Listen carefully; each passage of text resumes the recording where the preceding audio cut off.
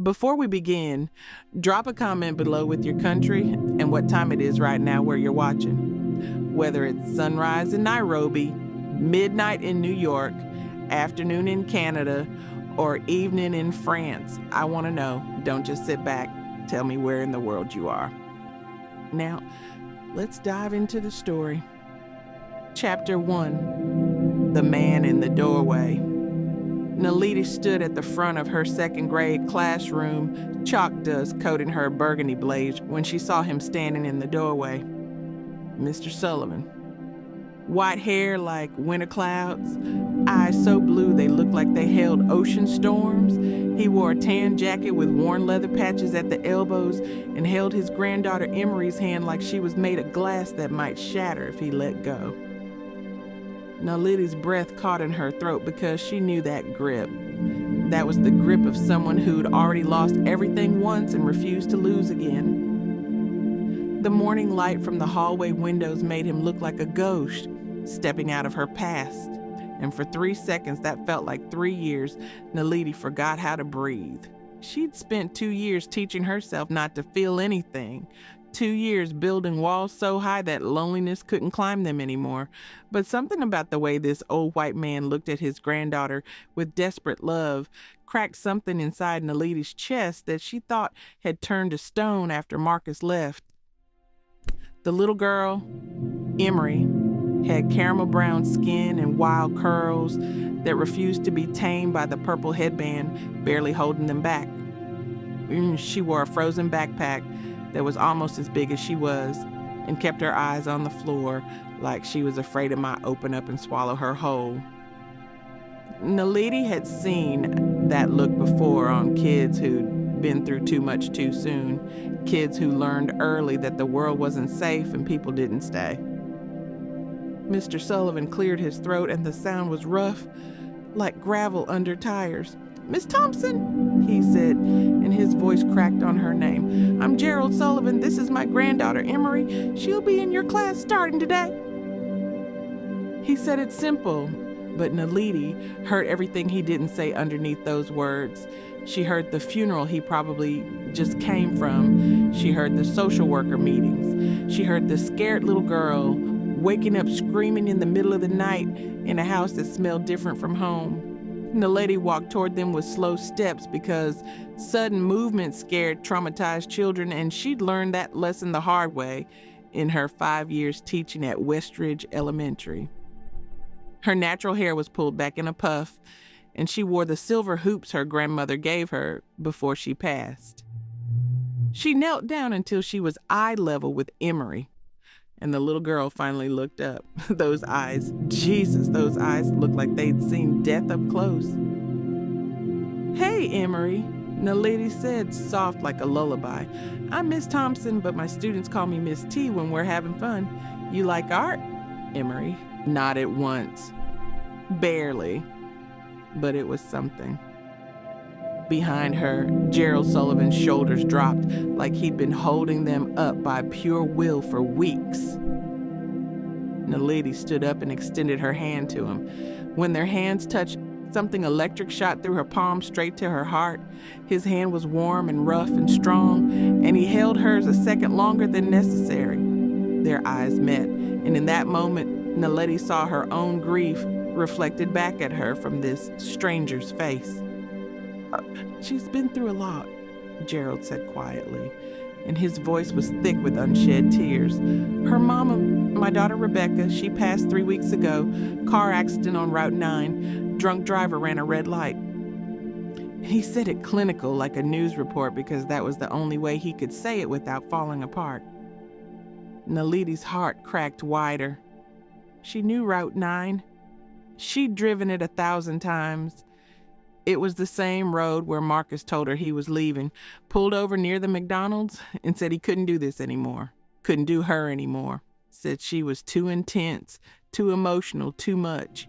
That was 2 years ago, and Naledi had promised herself she'd never let anyone close enough to hurt her like that again. But standing her looking at this broken man, holding his broken granddaughter's hand, Naledi felt something she thought had died with her last relationship. She felt the dangerous, terrifying pull of caring about someone else's pain more than protecting her own heart. "I'll take good care of her," Naledi promised, and she meant it with every cell in her body. Gerald nodded, and when he let go of Emory's hand, the little girl's face crumpled for just a second before she caught herself. He kissed the top of her head, whispered something Naledi couldn't hear, and walked out of the classroom. Through the window, Naledi watched him stop in the hallway, put his hand against the wall, and let his head drop. His shoulders shook. He was crying where his granddaughter couldn't see him, and something about that broke Naledi in a way she didn't expect. She turned back to Emory, who was staring at the empty doorway, like if she looked hard enough, her grandfather might come back and take her home. "Come on, sweetheart," Naledi said gently. "Let me show you your desk." But as she led Emory to the seat by the window, Naledi couldn't stop thinking about the man in the hallway who was trying so hard to hold it together. She didn't know it yet, but Gerald Sullivan was about to teach her something she'd forgotten how to do. He was about to teach her how to love again. Chapter 2. The first week. The first week with Emory in class felt like watching a bird with a broken wing try to remember how to fly. The little girl sat at her desk near the window and barely spoke unless Naledi asked her a direct question, and even then, her answers came out in whispers so soft that Naledi had to lean in close to hear them. During recess, while the other second graders ran wild on the playground, screaming and laughing and living like children should, Emory sat on the bench under the big oak tree and watched them like she was on the outside of a glass wall she couldn't break through. Naledi's heart hurt every time she saw it. On Wednesday afternoon, Naledi found Emory crying in the bathroom, her little body shaking with sobs that sounded too big for someone so small. "I want my mama," she kept saying over and over. Naledi held her and let her cry until there were no tears left, and then she braided Emory's wild curls and told her it was okay to miss people, that missing them meant you loved them big, and big love never really goes away. That Friday, Gerald Sullivan showed up at pickup time looking exhausted in a way that sleep couldn't fix. He wore the same tan jacket, and his eyes had dark circles under them like he hadn't slept properly in weeks. Naledi watched him from her classroom window as he stood in the parent pickup area, hands shoved in his pockets, shoulders hunched against the October wind. When Emory saw him, her whole face lit up for the first time all week, and she ran to him like he was the only safe place left in the world. Gerald caught her and lifted her up, even though Naledi could tell his back probably hurt, and he buried his face in her curls. They stayed like that for a long moment, two people holding each other against the weight of a loss too heavy to carry alone. Naledi felt like she was intruding on something private just by watching, but she couldn't look away. There was something about the way Gerald loved his granddaughter that made Naledi's chest tight with an emotion she couldn't name. On Monday of the second week, Gerald knocked on Naledi's classroom door after school while she was grading spelling tests. The autumn sun came through the windows and painted everything gold, and there were crayon drawings drying on the art table in the corner. "Miss Thompson," he said, and this time his voice was steadier, "I wanted to thank you for being patient with Emory. She talks about you at home and says you're nice." Naledi smiled, and it felt genuine for the first time in months. "She's a sweet girl," she said. "Smart, too. She's already caught up on the math we covered before she got here." Gerald nodded, but his eyes were heavy with something he wasn't saying. He shifted his weight from one foot to the other, and Naledi could tell he wanted to say something else but didn't know how. Finally, he cleared his throat. "I don't know what I'm doing," he admitted, and the honesty in his voice hit Naledi like a punch. "I raised Rebecca, but that was 30 years ago. I don't know how to help a little girl deal with losing her mama. I don't even know how to deal with losing my daughter." Naledi stood up from her desk and walked over to him, and this time when they were close, she could see the grief etched in every line of his face. He looked like a man who'd aged 10 years in 3 weeks. "You're doing better than you think," she said softly. "Emory feels safe with you. That's what matters right now." Gerald's eyes got shiny with tears he refused to let fall, and he nodded quickly, like he didn't trust his voice. They stood there in the quiet classroom with the afternoon light fading outside, two people who'd both learned that life could break you in ways you never expected. Naledi felt something shift in the air between them. Not romantic exactly, but something deeper. Recognition. Like looking in a mirror and seeing someone else's pain that matched your own. Gerald cleared his throat again. "Would you," he started, then stopped. "Would you maybe have some time to talk sometime? About Emory, about how to help her? I could buy you coffee or something." Naledi's first instinct was to say no, to protect herself, to keep the walls up. But when she looked at Gerald Sullivan standing in her classroom with his grief on his shoulders and his love for his granddaughter in his eyes, she couldn't do it. She couldn't turn away from someone who needed help the same way she'd needed help 2 years ago when Marcus left and nobody noticed she was drowning. Yeah, she said quietly. "Coffee sounds good." Gerald's whole face softened with relief, and he smiled for the first time since she'd met him. It was a small smile, tentative and sad, but it was real. "Saturday morning, there's a place called Brenda's on 5th Street with best coffee in town." Naledi knew Brenda's. It was the black-owned cafe where she used to go with Marcus before everything fell apart. She hadn't been back since. Maybe it was time. "Saturday at 10, she agreed. Gerald nodded, thanked her again, and left.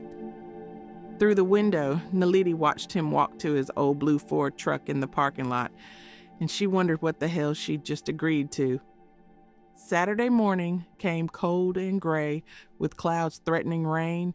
Naledi changed her outfit 3 times before she left her apartment, which was ridiculous because this wasn't a date. This was a professional conversation about a student. She finally settled on jeans, a cream sweater, and her grandmother's silver hoops because they made her feel brave. She walked into Brenda's at exactly 10 o'clock and found Gerald already there in a corner booth, 2 cups of coffee already on the table. He stood up when he saw her, which surprised her because Marcus never did things like that. "I didn't know how you take your coffee," Gerald said apologetically. "So I got cream and sugar on the side." Naledi smiled. "Black is perfect." They sat down, and for the first minute, neither of them knew what to say. Then Gerald started talking about Emory, about how she woke up crying every night, about how he didn't know if he should take her to therapy or give her more time, about how he was terrified he wasn't enough. Naledi listened to every word, and somewhere in the middle of Gerald's story about trying to braid Emory's hair and failing miserably, she started to cry. Not for Emory, for herself. For the girl she used to be before Marcus made her feel like love was something she had to earn instead of something she deserved. Gerald stopped talking mid-sentence. "I'm sorry," he said quickly. "I didn't mean to upset you." But Naledi shook her head. "You didn't," she said through tears. "It's just, you love her so much, and I forgot what that looked like." She told him then, without planning to, about Marcus, about how he left her feeling like she was too much and not enough at the same time, about how she'd spent 2 years building walls because it hurt less than hoping. Gerald reached across the table and took her hand, and his touch was warm and steady. "He was a fool," Gerald said simply. And for the first time in 2 years, Naledi believed that maybe Marcus was wrong about her. Maybe she wasn't too much. Maybe she was just enough for someone who knew how to love right. Chapter 3, The Coffee Shop Session. The Saturday morning coffee meetings became a routine that neither of them planned, but both of them needed. Every weekend at 10 o'clock, Gerald and Naledi met at Brenda's Cafe, where the smell of fresh ground beans mixed with the sweetness of Brenda's famous peach cobbler muffins. The cafe had exposed brick walls covered in artwork from local black artists, and old school R&B played low through the speakers. Marvin Gaye, Anita Baker, Luther Vandross, music that felt like home.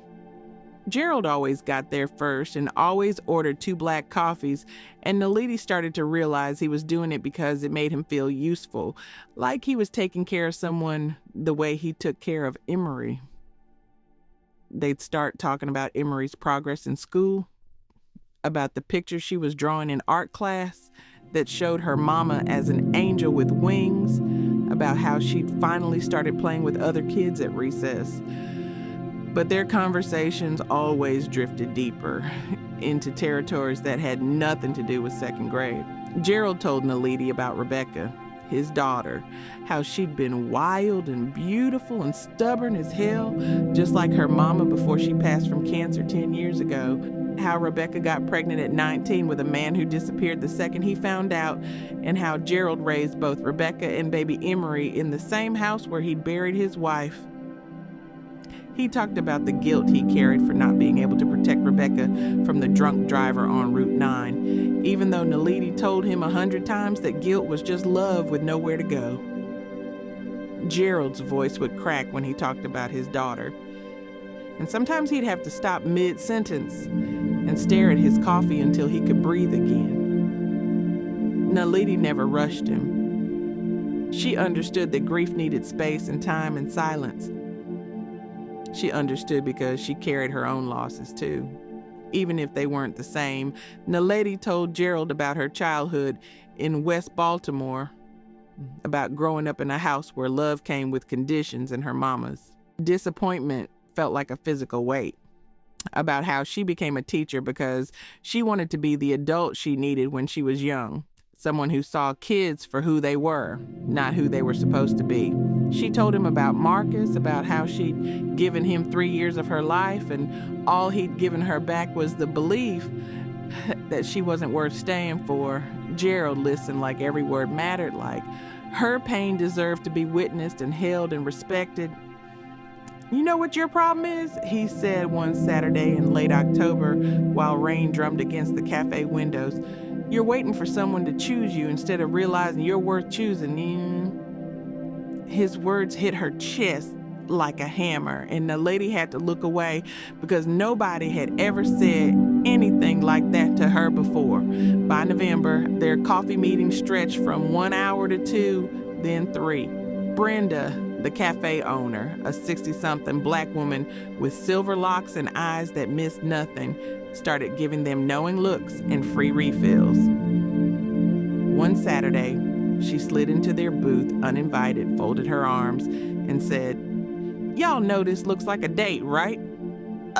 Gerald's ears turned red, and Naledi nearly choked on her coffee. "It's not like that," Naledi said quickly. "We're just friends." Brenda raised one eyebrow.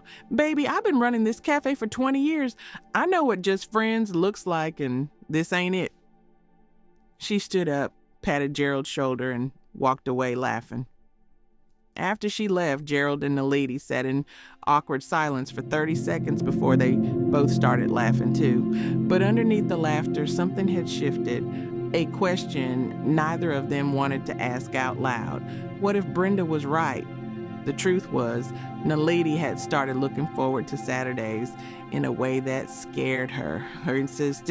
She thought about Gerald during the week while she was teaching, wondered what he was doing, if Emory had a good day, if he was sleeping better.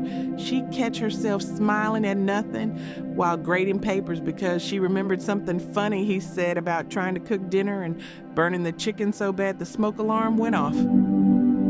At night, when her apartment felt too quiet and loneliness crept in like cold air under a door, she'd think about the way Gerald looked at her when she talked, like she was someone worth listening to, like her words had weight and meaning.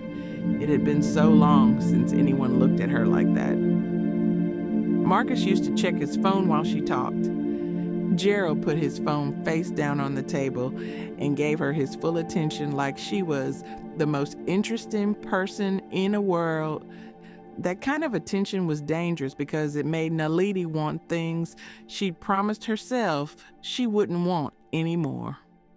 One Saturday in mid-November, Gerald showed up to Brenda's looking different. He wore a dark blue sweater that made his eyes look even bluer, and he trimmed his beard. Naledi noticed immediately and felt her stomach flip in a way that had nothing to do with coffee and everything to do with the way he smiled when he saw her walk through the door. They ordered their usual and settled into their corner booth, but today felt different, charged, like the air before a thunderstorm. Gerald cleared his throat. "I need to tell you something," he said, and his voice was nervous in a way she'd never heard before. Naledi's heart started pounding. "Okay," she said carefully. Gerald looked down at his coffee, then back up at her, and his blue eyes were full of something that looked like fear and hope mixed together. "These Saturdays," he said slowly, "they're the best part of my week, and it's not just because we talk about Emory. It's because of you." He paused, and Naledi forgot how to breathe. "I know we're different," he continued. "Different ages, different backgrounds, different everything, and I know you've been hurt, but I need you to know that when I'm with you, I feel like I'm not just surviving anymore. I'm living again." His words hung in the air between them like a confession and a question all at once. And Naledi realized with sudden, terrifying clarity that she felt exactly the same way. Chapter 4. The Turning Point. Naledi sat frozen in the booth at Brenda's cafe, Gerald's words echoing in her head like a song she couldn't unhear. Her hands were wrapped around her coffee cup so tight, her knuckles turned light brown, and her heart was beating so fast she could hear it in her ears. This moment felt too big, too important, too dangerous. Falling for Gerald Sullivan meant risking everything she'd spent 2 years protecting. It meant trusting someone again. It meant believing that love could be different this time, gentler, safer, real. But what if she was wrong? What if she opened her heart and he broke it the same way Marcus did? What if the age difference mattered more than it felt like it did right now? But what if his family looked at her, a 32-year-old black woman, and decided she wasn't good enough for their white patriarch? The questions multiplied in her mind like rapids. But when she finally looked up and met Gerald's eyes, all those questions got quieter. Because the way he was looking at her wasn't complicated. It was simple and honest and scared and hopeful all at once. "I don't know what to say," Naledi admitted, and her voice came out shaky. Gerald nodded like he expected that. "You don't have to say anything right now," he said gently. "I just needed you to know how I feel. I couldn't keep pretending this was just about helping Emory when every time I see you, my whole day gets better." He ran his hand through his white hair, a nervous gesture Naledi had noticed before. "I'm 63 years old, Naledi. I didn't think I'd ever feel this way again after Linda died. I thought that part of my life was over. And then you walked into it with your kindness and your strength and your laugh that sounds like music. And suddenly I'm sitting here feeling like a damn teenager who doesn't know how to talk to a pretty girl." Naledi's eyes filled with tears because nobody had ever called her strong before. Marcus used to call her emotional, dramatic, too sensitive. But Gerald saw her completely different. He saw strength where Marcus saw weakness. "I'm scared," Naledi whispered, and the confession felt like pulling off armor she'd been wearing so long it had fused to her skin. "I'm scared of getting hurt again. I'm scared of caring about someone and watching them leave. I'm scared that this feeling is too good to be real." Gerald reached across the table and took both her hands in his, and his touch was warm and solid and safe.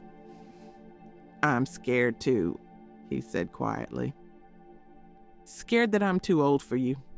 Scared that you'll wake up one day and realize you could do better than a retired mechanic with arthritis and a granddaughter who needs therapy. Scared that I'm being selfish, wanting to be with you when my life is so complicated right now." His voice cracked. "But I'm more scared of not trying. of letting fear keep me from something that could be beautiful. I've lost too much already, Naledi. I don't want to lose you too, even though I never really had you to begin with." They sat there holding hands across the table while Marvin Gaye sang "Let's Get It On" through the cafe speakers, which would have been funny if the moment wasn't so heavy with emotion. Brenda walked past their booth, saw their hands clasped together and mouthed, "I told you so," with a satisfied smirk. Naledi laughed through her tears, and Gerald laughed too, and suddenly the weight lifted just enough for Naledi to breathe again. "I need time," she said finally. "Time to think, time to be sure." Gerald nodded immediately. "Take all the time you need," he said. "I'm not going anywhere." And that promise, simple as it was, meant more to Naledi than any grand romantic gesture ever could. Because Marcus used to make promises he didn't keep, but something told Naledi that when Gerald Sullivan said he wasn't going anywhere, he meant it with every cell in his body. They finished their coffee, talking about lighter things, but the shift had happened. The truth was out there now, and there was no taking it back. That week at school felt different because Naledi couldn't stop thinking about Gerald's confession. Every time Emory raised her hand in class, Naledi saw Gerald's eyes in the little girl's face. Every time Emory laughed at something silly one of her classmates did, Naledi thought about the man who was fighting so hard to give his granddaughter reasons to laugh again. On Wednesday afternoon, Emory stayed after class to help Naledi clean the art supplies. And while they were washing paintbrushes in the sink, the little girl said something that made Naledi's heart stop. "My papa talks about you at home," Emory said casually, scrubbing blue paint off a brush. "He says you're special. Are you his girlfriend?" The question was so innocent and direct that Naledi didn't know how to answer it. "No, sweetheart," she said carefully. "Your papa and I are friends." Emory looked up at her with those wise, sad eyes that had seen too much. "He smiles different when he talks about you," she said, "like how Mama used to smile when she was really happy before the car accident." Naledi's chest got tight because this little girl had just given her permission without knowing it. Emory wanted her grandfather to smile again. She wanted him to be happy. And Naledi realized in that moment that loving Gerald wasn't just about the two of them. It was about Emory too, about creating a space where healing could happen, where a broken family could become whole in a different way. That night, Naledi called her best friend Tasha, who she'd known since they were roommates at Morgan State University. Tasha listened to the whole story without interrupting, and when Naledi finished, there was silence on the line for a moment. Then Tasha said, Girl, are you serious right now? You've been walking around like a zombie for 2 years, and now you finally meet someone who treats you right, and you're questioning it? Stop overthinking and let yourself be happy for once." Her words were blunt but true, and Naledi knew it. She'd been so busy protecting herself that she'd forgotten how to live. Saturday came again, and Naledi walked into Brenda's cafe with her decision made. Gerald was already there in their corner booth, looking nervous and hopeful and handsome in a gray Henley shirt that showed his still strong forearms. When he saw her, he stood up the way he always did, and Naledi walked straight to him without stopping. She didn't sit down, or she didn't say hello. She just looked at him and said, "I want to try." Gerald's face transformed. The worry lines smoothed out. His blue eyes lit up. His smile was so big and genuine it took 10 years off his face. "Yeah," he said, and his voice was full of disbelief and joy. "Yeah," Naledi confirmed. And then, because words weren't enough, Gerald pulled her into a hug right there in the middle of Brenda's cafe. He smelled like Old Spice and coffee and something distinctly him, and Naledi wrapped her arms around his waist and let herself feel safe for the first time in years. Behind them, Brenda started clapping, and soon the whole cafe joined in, strangers celebrating two people choosing love over fear. Naledi laughed into Gerald's chest, and he kissed the top of her head, and everything felt exactly right. Chapter 5. The Family Test. The first time Naledi went to Gerald's house felt like walking into a memory that wasn't hers. The 2-story colonial sat on a quiet street in Elmwood Heights, one of those middle-class white neighborhoods where everyone knew everyone and change came slow. The house had blue shutters that needed painting and a front porch with a swing that creaked when the wind blew. Inside smelled like old wood and coffee and something sweet baking in the oven. Pictures covered every wall. Gerald and his late wife, Linda, on their wedding day, young and impossibly happy. Rebecca as a baby, as a teenager in her prom dress, as a new mother holding tiny Emory. Family vacation photos from beaches and mountains and theme parks. Naledi stood in the living room, taking it all in, feeling like an intruder in someone else's history. But then Emory came running down the stairs in pajamas covered in unicorns, threw her arms around Naledi's waist and yelled, "Miss T came to visit!" And just like that, Naledi belonged. Gerald cooked dinner that first night, spaghetti with meat sauce that was actually good, which surprised Naledi because he told her he wasn't much of a cook. They ate at the kitchen table with Emory between them, and the little girl talked nonstop about school and her new friend Maya and the book they were reading in class about a girl who could talk to animals. Gerald watched his granddaughter with such love in his eyes that Naledi felt her chest get tight, where after dinner, Emory begged Naledi to read her a bedtime story, and Naledi ended up sitting on the edge of Emory's twin bed, reading Where the Wild Things Are, while the little girl fought to keep her eyes open. When Emory finally fell asleep, Naledi tucked the blanket around her shoulders and kissed her forehead without thinking. It felt natural, easy, right. Downstairs, Gerald was washing dishes, and when Naledi walked into the kitchen, he turned and smiled at her, like she was the best thing he'd seen all day. But not everyone was happy about their relationship. 2 weeks after Naledi and Gerald made things official, his son showed up unannounced on a Tuesday evening. Kevin Sullivan, 40 years old, balding, wearing a suit that probably cost more than Naledi's car payment. He worked in finance in Philadelphia and had the kind of confidence that came from never being told no. Naledi was already at the house helping Emory with homework when Kevin walked through the door without knocking, took one look at Naledi sitting at the kitchen table with his niece, and his face went cold. "Dad," he said, ignoring Naledi completely. "Can I talk to you?" The tension in his voice was thick enough to cut. Gerald's jaw tightened, but he nodded. "Kevin, this is Naledi Thompson. Naledi, my son Kevin." Kevin gave her the briefest nod and walked into the living room. Gerald squeezed Naledi's shoulder before following him, and through the open door, Naledi could hear every word. "What the hell are you doing?" Kevin's voice was harsh and judgmental. "Dad, you're dating her teacher? She's young enough to be your daughter, and she's..." He paused, and Naledi knew exactly what word he didn't want to say out loud. "Black."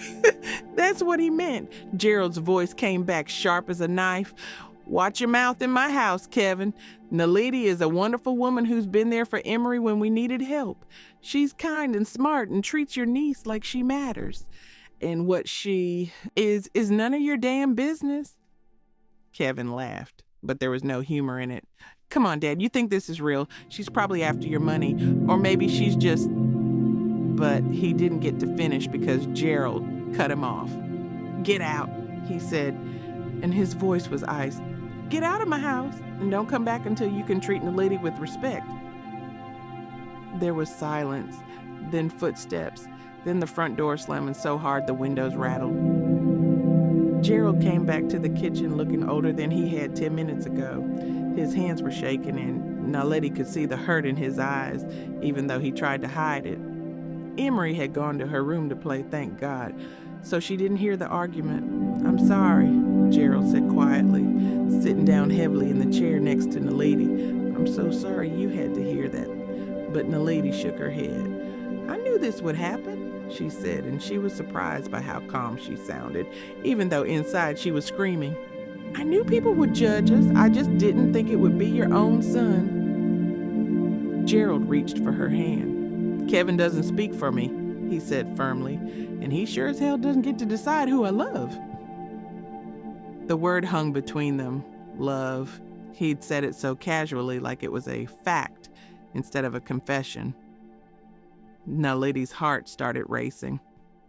Gerald, she whispered. He looked at her with those blue eyes that had become her safe place, and he said it again, deliberate this time. I love you, Naledi. I know it's fast. I know we've only been together a few weeks, but I'm too old to play games or pretend I feel something I don't. I love you. Naledi felt tears spill down her cheeks because she'd waited so long to hear those words said the right way. Not desperate like Marcus used to say it when he wanted something from her. Not manipulative or conditional, just honest and simple and true. Russia says, I love you too, she said. And saying it out loud felt like opening a door she'd kept locked for years. They sat there in Gerald's kitchen holding hands across the table while the refrigerator hummed and the clock on the wall ticked away seconds. Outside, a car drove past. A dog barked. Life kept moving like it always did. But for Naledi, everything had changed. She'd chosen love over fear. She'd chosen Gerald despite his son's racism and despite the age difference and despite all the ways this could go wrong. And somehow, choosing it made her feel stronger than playing it safe ever did. That night before she left, Gerald walked her to her car and kissed her under the streetlight, and Naledi kissed him back with everything she had. She was all in now. There was no going back. Chapter 6. The Storm. Winter came to Elmwood Heights with a vengeance, bringing ice storms that made the roads dangerous and winds that rattled windows like they were trying to get inside. Naledi spent Christmas Eve at Gerald's house with Emory, the three of them watching the Polar Express and drinking hot chocolate with too many marshmallows. Emory had started calling Naledi by her first name instead of Miss T outside of school, which felt like trust, like acceptance, like family. They decorated sugar cookies shaped like stars and reindeer, and Emory laughed when Gerald tried to draw Rudolph's nose and it ended up looking like a blob. For a few hours, they were just three people creating new memories to cover old grief, but the peace didn't last. On New Year's Day, Gerald got a call from Kevin demanding to see Emory. Not asking, demanding. Gerald's face went hard during that phone conversation, his voice cold and controlled in a way that scared Naledi a little because she'd never seen him angry before. Kevin showed up that afternoon with his wife Rachel, a thin blonde woman who smiled with her mouth but not her eyes. They brought expensive gifts for Emory, an iPad, designer clothes, a teddy bear bigger than the little girl. Rachel spoke to Emory in that fake sweet voice people use when they don't actually like kids, asking questions without waiting for answers. Kevin kept looking at Naledi like she was dirt on his shoe, and every time Gerald put his arm around her waist or held her hand, Kevin's jaw would tighten. After an hour, Emory got tired and went to her room to play, and that's when Kevin started in again. Dad, we need to talk about your situation, he said, sitting forward on the couch like he was in a business meeting. Rachel and I have been discussing it, and we think it would be better for Emory if she came to live with us in Philadelphia. You're getting older. You're not equipped to raise a young girl. And with your new relationship, this environment isn't stable. Gerald stood up so fast his coffee mug almost fell off the side table. My relationship? He repeated, and his voice was dangerously quiet. You mean Naledi? The woman who's been there for Emory more than you have in the last 3 months? Kevin's face flushed red. I have a demanding job, Dad. I can't just drop everything and drive here every weekend. But Rachel doesn't work. She could be home with Emory full time, give her a stable, traditional family environment. The unspoken words hung heavy in the air. White family environment. Naledi sat frozen on the couch, her heart pounding in her chest. Rachel smiled that fake smile again. We could give Emory opportunity, she said sweetly. Better schools, music lessons, dance class, everything a little girl needs. Gerald's hands clenched into fists at his sides. Get out, he said, voice shaking with rage. You don't give a damn about what Emory needs. You just can't stand that I'm happy with a black woman.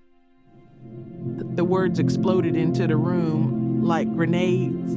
Kevin stood up, pointing at his father. This is exactly what I'm talking about. You're not thinking clearly. She's manipulating you, Dad. Can't you see that? But before Gerald could respond, Naledi stood up. She'd been quiet long enough. I'm not manipulating anyone, she said, and her voice was steady even though her hands were shaking. Your father is a grown man capable of making his own decisions, and Emory is thriving here. She's happy, she's healing. She doesn't need to be uprooted again just because you can't handle your father being in an interracial relationship.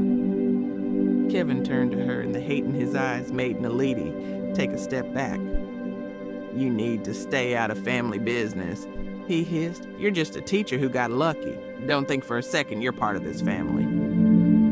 Rachel put her hand on her husband's arm. Kevin, maybe we should. But Kevin shook her off. No, Dad needs to hear this. He's making a fool of himself. Mom's been dead 10 years, and this is how he honors her memory. With someone who... Finish that sentence, Gerald said, and his voice was like thunder. Go ahead, Kevin. Say what you really think. Say the racist bullshit you've been holding back. Kevin's mouth opened, closed, opened again, but he couldn't say it. Not out loud. Not where it would make him the villain he was trying so hard to pretend he wasn't. Instead, he grabbed his coat and headed for the door. This isn't over, he said. I'm talking to a lawyer. You're not fit to take care of Emory, and I'm going to prove it. The door slammed behind him and Rachel, and the silence they left behind was deafening. Gerald stood in the middle of his living room, looking like he'd aged a decade in 20 minutes. Naledi went to him and wrapped her arms around his waist, and he held on to her like she was the only thing keeping him from falling apart. He's going to try to take her, Gerald whispered into her hair. He's really going to try. Naledi pulled back and looked up at him. Then we fight, she said. We fight for her, but fighting meant lawyers.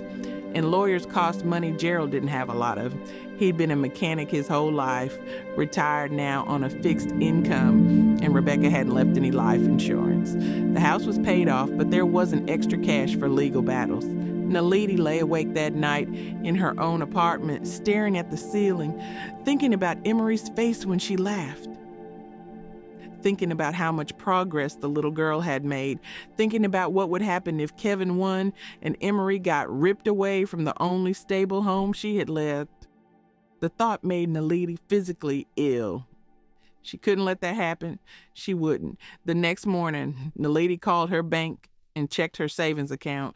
$12,000. Money she'd been saving for a down payment on a house someday. Money she'd been hoarding like armor against an uncertain future. She stared at the number on her phone screen for a long time. Then she called Gerald. How much do the lawyers cost, Habib? She asked without saying hello. Gerald was quiet for a moment. Naledi? No, he said firmly. I can't let you... How much? She repeated, and her voice left no room for argument. Gerald sighed. $5,000 for a retainer. Maybe $10,000 total if it goes to court. Naledi's decision was already made. I'm transferring $5,000 to your account today, and before you say no, you need to hear me say something. I love you, I love Emory, and I'm not letting Kevin Sullivan take that little girl from the home where she belongs just because he's a racist asshole with money. This is my fight too, Gerald. Let me fight with you. There was silence on the other end of the line, and Naledi could hear Gerald crying. When he finally spoke, his voice was broken and grateful. I don't deserve you, he said. Yes, you do, Naledi told him. You deserve someone who stays, who fights, who doesn't run when things get hard. That's me, baby. I'm not going anywhere. And she meant it with every fiber of her being. Marcus had taught her what weak love looked like. Gerald was teaching her what real love did. It stayed, it fought, it protected the people it loved, no matter the cost. Chapter 7. The courtroom. The family court building in downtown Fairview was an ugly beige concrete structure that looked like it was built in the 70s and forgotten about ever since. The fluorescent lights inside flickered and hummed, and the hallway smelled like floor cleaner and desperation. Naledi sat on a wooden bench outside the courtroom, holding Gerald's hand while his leg bounced nervously. Emory was with Naledi's friend Tasha today because kids weren't allowed in custody hearings, and thank God for that, because what was about to happen in that courtroom would traumatize her all over again. Gerald wore the only suit he owned, a navy blue one he bought for Linda's funeral. That was a little loose now because he lost weight from stress. Naledi wore a burgundy dress that was professional but not too formal, and she'd spent an hour on her makeup that morning trying to look as respectable as possible because she knew Kevin's lawyers would try to paint her as some kind of gold-digging homewrecker if they got the chance. Their lawyer was a woman named Patricia Chin, 50-something with gray-streaked black hair and eyes that missed nothing. She'd taken their case because she believed in it, not because they could pay her well. Patricia had spent weeks building their defense, documenting Emory's progress in school, getting statements from Naledi's principal and the school counselor about how much the little girl had improved since being with Gerald. She'd prepared Gerald for every question Kevin's lawyer might throw at him. But when the doors to the courtroom opened and they walked inside, Naledi felt her stomach drop. Kevin's lawyer was a man named Richard Fitzpatrick, expensive suit, slicked back gray hair, the kind of attorney who made his money protecting rich people from consequences. He sat at the plaintiff's table, looking confident and bored at the same time, and Kevin sat next to him with Rachel, both of them dressed like they were going to church. The judge was a black woman in her 60s, named Judge. Martha Williams and Naledi sent up a silent prayer of thanks for that small mercy. Patricia made the opening statement, laying out the facts simply and clearly. Gerald Sullivan was Rebecca's father and had been named legal guardian in her will. Emory was thriving in his care. She was excelling in school. She'd formed attachments. She was healing from trauma. Moving her to Philadelphia would disrupt that healing and harm the child. Fitzpatrick's opening statement was a masterclass in manipulation. He painted Gerald as an elderly man, overwhelmed by the responsibility of raising a traumatized 7-year-old. He talked about Kevin and Rachel's financial stability, their beautiful home in the suburbs, Rachel's availability to be a full-time caretaker, and then, just when Naledi thought he couldn't go lower, Fitzpatrick said, "Your Honor, Mr. Sullivan has recently entered into a relationship with a much younger woman, his granddaughter's teacher, which raises serious questions about his judgment and the appropriateness of the home environment." Naledi felt every eye in the courtroom turn to her, and her face burned with shame and rage. Patricia stood up immediately. "Objection. Relevance." Judge Williams looked at Fitzpatrick over her reading glasses. "Counselor, I better hear where you're going with this." Fitzpatrick smiled like a shark. "Your Honor, we intend to show that Mr. Sullivan's relationship is indicative of poor judgment and instability." Gerald's hand squeezed Naledi so hard it hurt. Kevin was called to testify first. He sat in the witness box, looking concerned and caring, the perfect worried son. He talked about how much he loved his niece, how he wanted to give her every opportunity, how he was concerned his father wasn't physically capable of keeping up with an active child. Fitzpatrick asked him about Gerald's relationship with Naledi, and Kevin said, I just want what's best for Emory. and I don't think a home where strange women are staying overnight is appropriate for a young girl. Patricia objected. The judge sustained it, but the damage was done. The implication hung in the air like smoke. Then it was Gerald's turn to testify. He walked to the stand with his shoulders back, and when he swore to tell the truth, his voice was strong. Patricia asked him about his relationship with Emory, and Gerald told the truth. He talked about the bedtime stories, the help with homework, the way they baked cookies together on Sundays. He talked about Emory's nightmares getting less frequent, her laughter coming back, her progress at school. Patricia asked him about Naledi. Miss Thompson is Emory's teacher and has become someone very important to both of us, Gerald said carefully. She's been instrumental in Emory's healing. She loves my granddaughter, and Emory loves her. She makes both our lives better. Then Fitzpatrick got his turn to cross-examine, and that's when things got ugly. Mr. Sullivan, you're 63 years old, correct? Yes. And Miss Thompson is 32? Yes. That's quite an age difference. Some might say inappropriate. Patricia objected, but Gerald had already leaned forward to the microphone. Some might say a lot of things, he said evenly. But the truth is, Naledi Thompson is the kindest, smartest woman I've ever met, and age doesn't change that. Fitzpatrick smiled like he'd won something. Mr. Sullivan, has Miss Thompson moved into your home? No, she has not, but she stays there frequently. She visits, we have dinner, we spend time together as a family. And you don't think that's confusing for a young child who's just lost her mother? Gerald's jaw tightened. What would be confusing is ripping Emory away from another person she loves. My granddaughter has lost enough. The questioning went on for another 30 minutes, and Naledi watched Gerald hold his ground against every attempt to paint him as incompetent or inappropriate. When it was finally over and the judge called a recess, Gerald came back to sit next to Naledi, and she could see the exhaustion in his eyes. Patricia leaned across the table. You did great, she said. Now we need to decide if we want Naledi to testify. It's a risk, but it could help. Naledi didn't hesitate. I'll do it, she said. Whatever helps Emory stay with Gerald.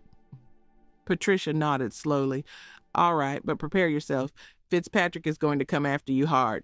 He's going to try to make you look like you're taking advantage of an older man. He's going to question your motives. When court reconvened after lunch, Naledi took the stand. She swore to tell the truth, and her hand shook on the Bible. Patricia asked her questions about Emory's progress in school, about the behavioral changes she'd noticed, about how the little girl talked about her grandfather. Naledi answered truthfully and professionally, keeping her emotions in check even though her heart was racing.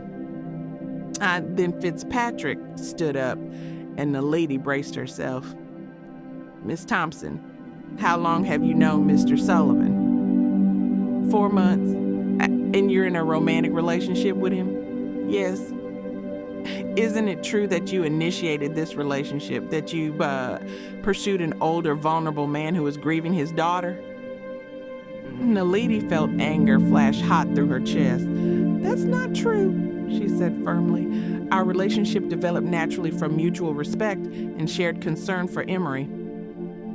Fitzpatrick raised an eyebrow. A 32-year-old woman just happens to fall for a 63-year-old man with a child in her class? That seems convenient, Patricia objected. Your Honor, counsel is testifying.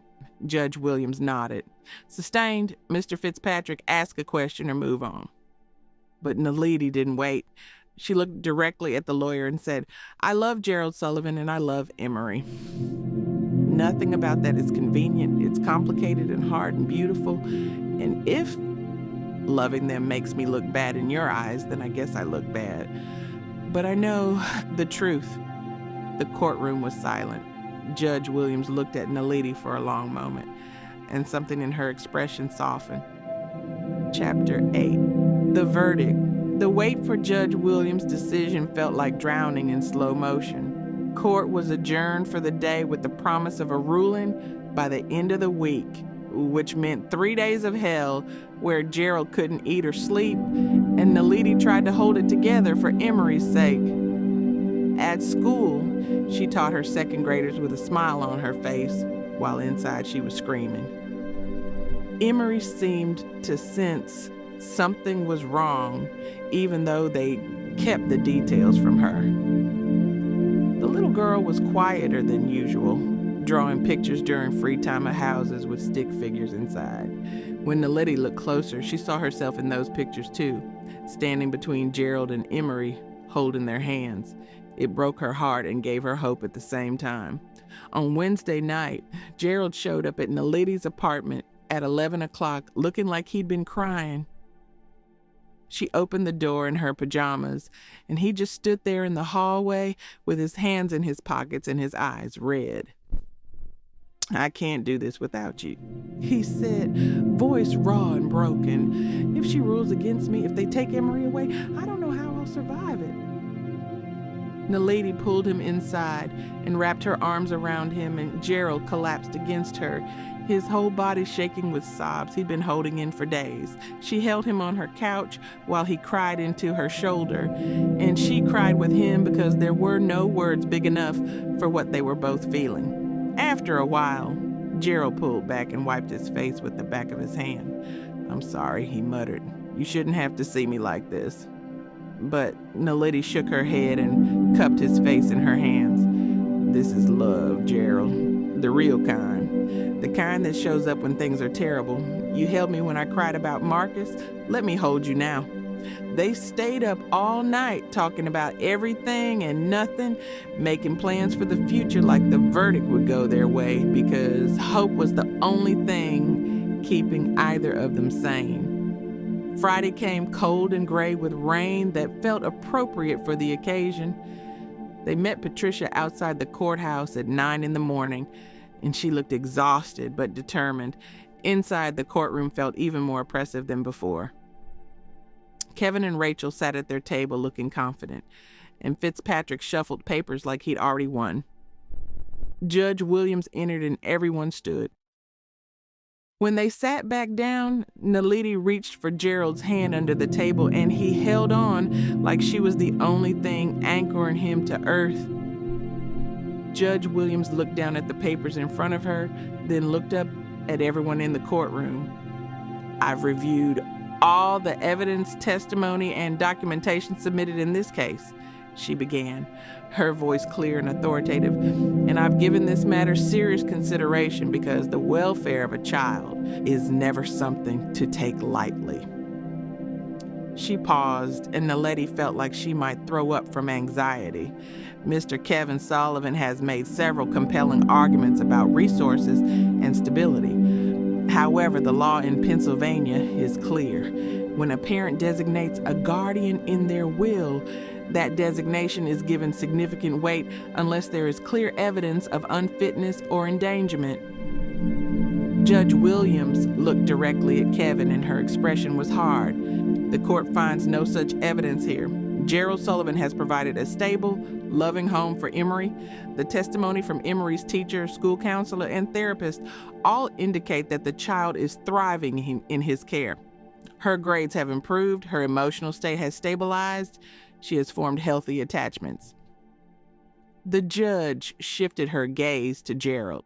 "Mr. Sullivan, the court recognizes that raising a young child at your age presents challenges, but age alone does not constitute unfitness. Your commitment to your granddaughter is evident, and the support system you've built around her, including Ms. Thompson, is commendable." Naledi felt tears streaming down her face. Gerald's hand was shaking in hers. Judge Williams wasn't done.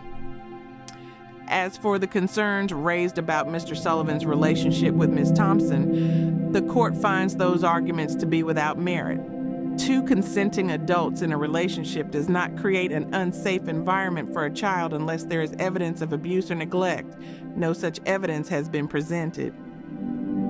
She looked at Fitzpatrick with something that might have been disgust. In fact, the court finds that some of the arguments made by the plaintiff's counsel came dangerously close to questioning Mr. Sullivan's relationship on the basis of race and age difference, which is not only inappropriate but potentially discriminatory.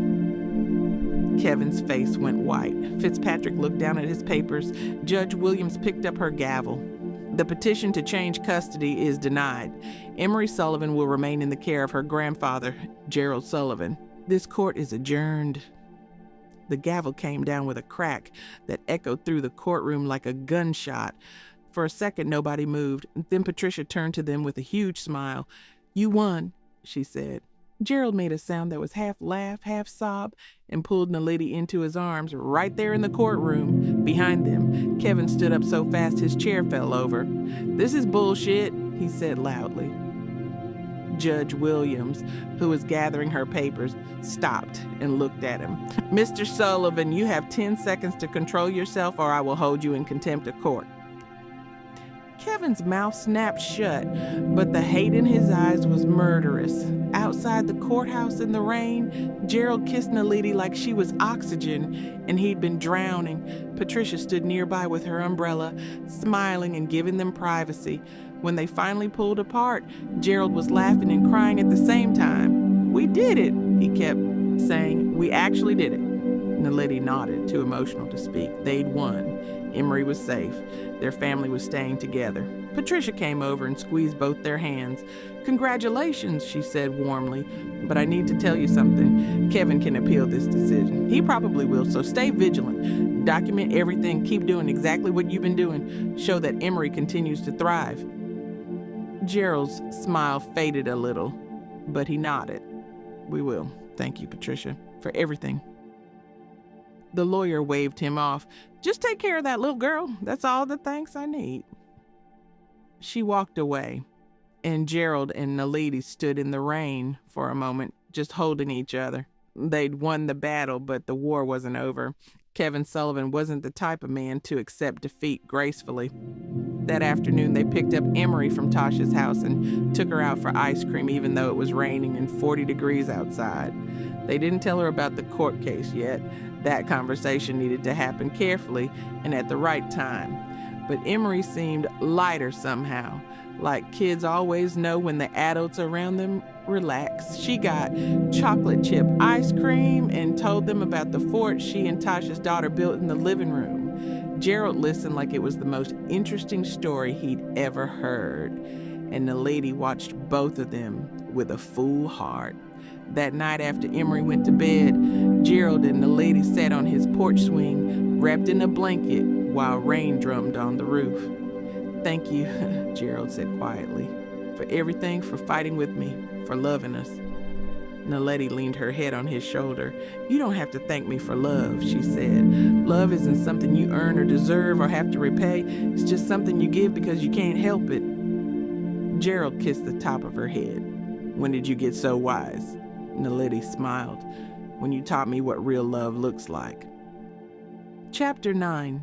The Breaking Point. 3 weeks after the court victory, things felt almost normal. Emory was doing well in school. Her nightmares had stopped completely, and she'd started taking gymnastics classes on Saturday mornings. Gerald and Naledi fell into an easy routine where Naledi would come over after school most days, help Emory with homework, and stay for dinner.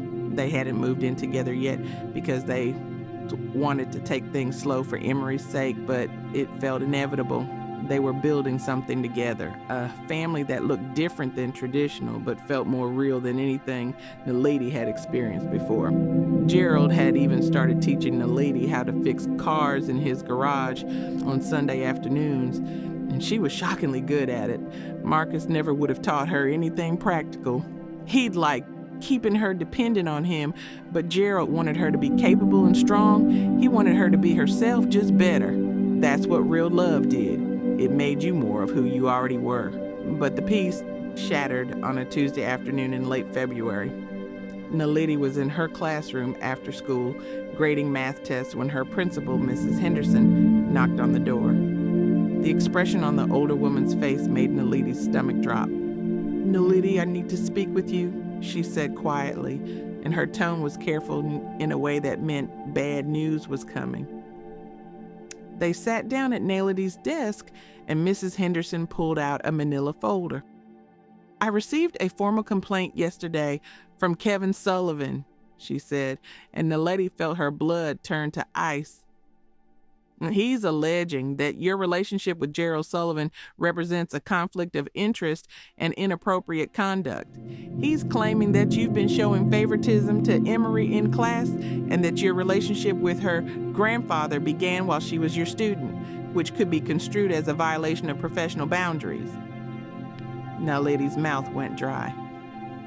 "That's not true," she said, but her voice came out weak. "I've never treated Emory differently than any other student, and Gerald and I didn't start dating until..." But Mrs. Henderson held up her hand. "I believe you, Naledi. I do. But the district has to investigate any formal complaint. It's policy. You'll need to meet with HR, and they may want to interview other teachers and students." Mrs. Henderson's face was sympathetic. "I'm going to fight for you on this. You're one of the best teachers we have. But I need you to prepare yourself. Kevin Sullivan has money and lawyers, and he's clearly willing to use them." That night, Naledi sat in her apartment staring at the wall and trying not to have a panic attack. Losing her job would mean losing everything she'd worked for. Teaching was her identity, her purpose, the thing that made her feel like she mattered in the world. And Kevin Sullivan was trying to take it away because he couldn't control his father's life. The cruelty of it made her want to scream. When Gerald called that evening, she tried to sound normal, but he heard the strain in her voice immediately. "What's wrong?" he demanded. So she told him. The silence on the other end of the line was terrifying. Then Gerald said, voice shaking with rage, "I'm going to kill him." "Don't," Naledi said quickly. "Gerald, that's exactly what he wants. He wants you to lose control. He wants to prove you're unstable." But Gerald wasn't listening. "He's gone too far, coming after you, trying to destroy your career because he can't stand that we're happy. I won't allow it." Naledi could hear him moving around, probably pacing in his kitchen. "Gerald, please, we have to be smart about this. Patricia said we need to document everything. Stay calm. Let the system work." But the system felt broken when men like Kevin could weaponize it against people who didn't have the resources. That night, Naledi couldn't sleep. She lay in bed thinking about all the ways this could go wrong. If she lost her job, she'd lose her work visa eventually. She was from South Africa originally and hadn't gotten her citizenship yet. She'd have to leave the country, leave Gerald, leave Emory. The thought made her physically ill. At 3 a.m, she got up and drove to Gerald's house. She had a key now, so she let herself in quietly and climbed into bed next to him without saying a word. He woke up and wrapped his arms around her, and they held each other in the dark while rain started falling outside. The HR investigation took 2 weeks, and they were the longest 2 weeks of Naledi's life. Other teachers were interviewed, students were questioned. Mrs. Henderson had to provide documentation of Emory's grades and behavior reports. Through it all, Naledi kept teaching because what else could she do? But every knock on her classroom door made her heart race, and she couldn't eat or sleep properly. She lost 10 pounds she couldn't afford to lose. Gerald tried to stay strong for her, but she could see the guilt eating him alive. He blamed himself for dragging her into his mess with Kevin. One night he said, "Maybe we should take a break just until this is over. I can't watch Kevin destroy you." But Naledi looked at him like he'd lost his mind. "If you think I'm walking away from you because things got hard, then you don't know me at all," she said fiercely. "Marcus left me when things got complicated. You're not Marcus, and I'm not that scared girl anymore. We're fighting this together or not at all." Finally, on a Friday afternoon in early March, Mrs. Henderson called Naledi to her office. Naledi walked there feeling like she was walking to her own execution. But when she sat down, Mrs. Henderson was smiling. "The investigation is closed," she said. "HR found no evidence of favoritism or inappropriate conduct. Every teacher and student interviewed confirmed that you treat all your students fairly." Emory's grades and behavior reports show consistent progress, but nothing that would indicate special treatment.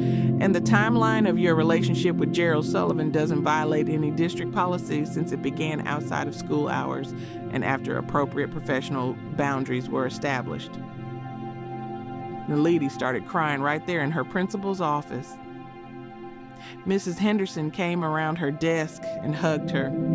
"You're a good teacher, Naledi. Don't let anyone make you doubt that." But as relieved as she was, Naledi knew this wasn't over.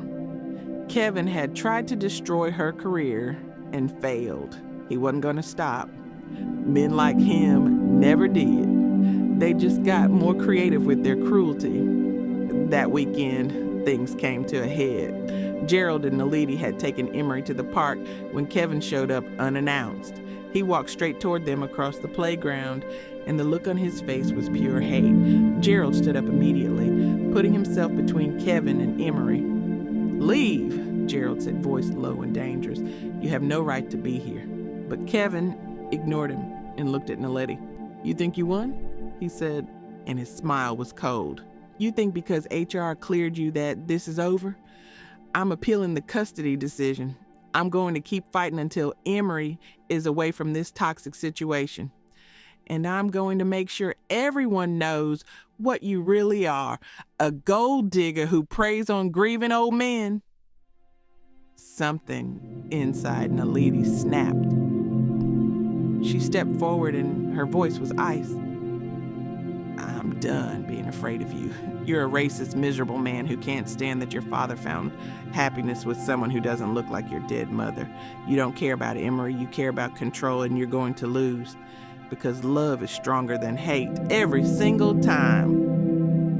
Kevin's face turned red, and for a second Naledi thought he might hit her. But Gerald was already moving, putting his hand on Kevin's chest. "Touch her and you'll regret it," he said quietly. Father and son stared at each other for a long, tense moment. Then Kevin stepped back, straightened his jacket, and walked away. But his parting words were like knives. "This isn't over." Chapter 10. The love that stays spring came to Elmwood Heights with cherry blossoms and warm winds that carried the smell of fresh grass. Kevin did file an appeal, but Patricia was ready for it. She documented everything, every teacher report, every therapy session note, every piece of evidence showing Emory thriving in Gerald's care.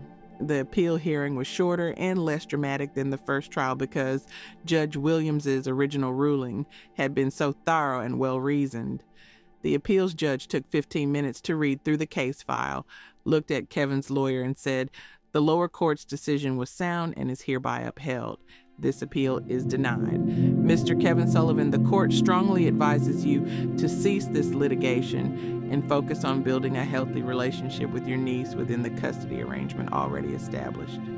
Kevin's face went pale, but this time he didn't argue. He just walked out of the courthouse, and Gerald never heard from him again. Some battles you win by fighting, some you win by refusing to quit. This was both. In April, on a Saturday morning, while Emory was at gymnastics practice, Gerald took Naledi back to Brenda's cafe.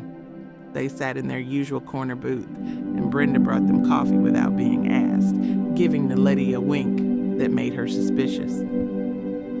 Gerald looked nervous in a way she'd never seen before, fidgeting with his napkin and not making eye contact. "You okay?" Naledi asked, reaching across the table to take his hand. Gerald laughed, but it came out shaky. "I'm terrified," he admitted. Then he slid out of the booth and got down on one knee right there in the middle of the cafe, and Naledi's brain short-circuited. Around them, conversation stopped. Brenda started crying. Gerald pulled out a small velvet box and opened it to reveal a simple gold band with a single diamond that caught the morning light. It wasn't huge or flashy, but it was perfect. Gerald's hands were shaking. "Naledi Thompson," he said, voice rough with emotion. "You came into my life when I thought I was done living. You taught me that it's never too late to start over. You loved my granddaughter when she needed it most. You fought for us when it would have been easier to walk away. And every single day you make me want to be a better man. Tears were streaming down Naledi's face. The whole cafe was silent, watching. Gerald took a breath.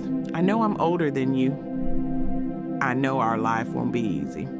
I know there will be people who judge us.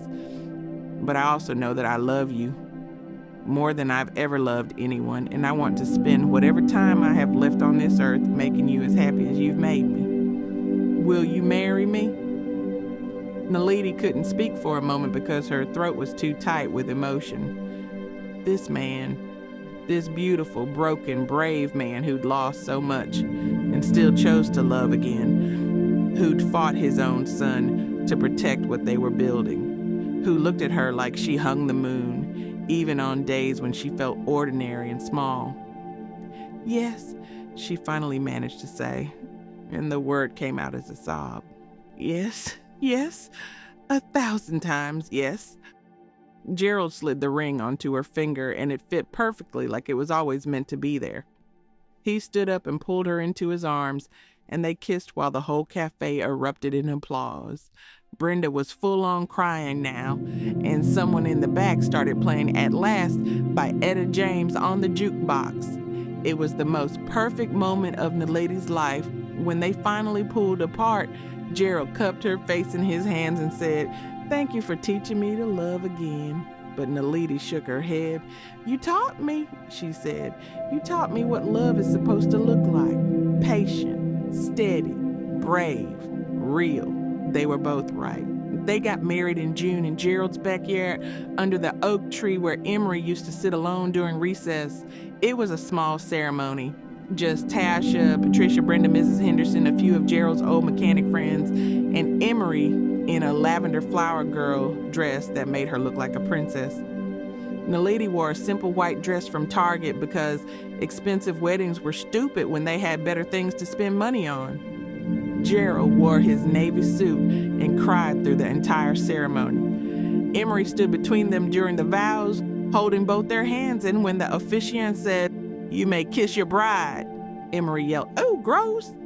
And everyone laughed until they cried. But at the reception, which was really just a barbecue with paper plates and plastic cups, Emory pulled Naledi aside and said something that made Naledi's heart explode. "Can I call you Mom?" she asked quietly, scared of the answer. Naledi knelt down and looked the 8-year-old in the eyes. "Only if you want to, baby. I'm not trying to replace your mama. Nobody could do that." But Emory shook her head. "I know, you're different. You're my now mom. Mama is my always mom. Is that okay?" Naledi pulled her into a hug and cried into her hair. "That's more than okay. That's perfect." Life wasn't perfect after that because life never is. Gerald's arthritis got worse some days, and Naledi had to help him open jars. Emory still had bad days where she missed Rebecca so much she couldn't stop crying. Money was tight sometimes because teacher salaries and mechanic pensions don't stretch far, but they had each other, and that was enough, more than enough.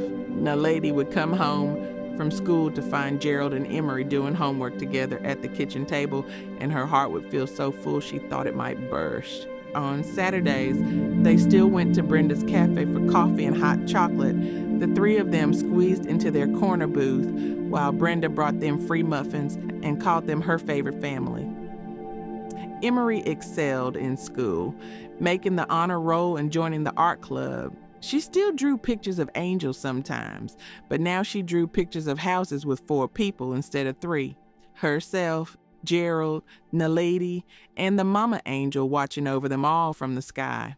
One evening in late summer, while Emory was asleep upstairs and fireflies blinked in the backyard, Gerald and Naledi sat on the porch swing like they'd done 100 times before. The air was warm and smelled like cut grass and the jasmine growing along the fence.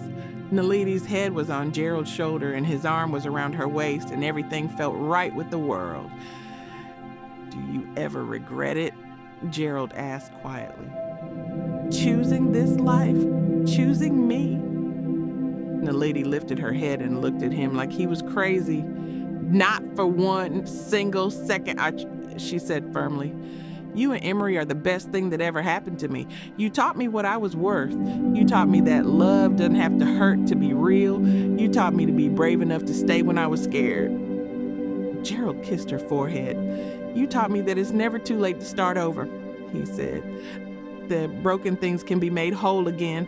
That love is a choice you make every day, not just a feeling that fades. They sat in comfortable silence for a while, rocking gently on the swing while the night deepened around them. Inside the house, Emory called out from her bedroom, "Papa, Naledi, I can't sleep." They looked at each other and smiled. Some things never changed.